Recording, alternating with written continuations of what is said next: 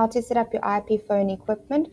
First, you're going to start with the desktop phone. We are using the Yealink T41P desktop phone. You're going to start with turning it around. You'll see that there are 3 different slots where you can insert your desktop phone stand.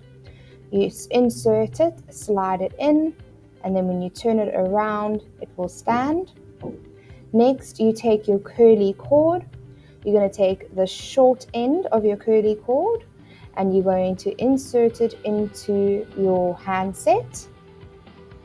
Next, you're going to take the long end of your curly cord and insert it into the back of the desktop phone where it has the phone port. Next, you're going to take your connectivity cord and you're going to insert that at the back of the desktop phone into the port that says Internet. And that is how you set up your IP phone equipment.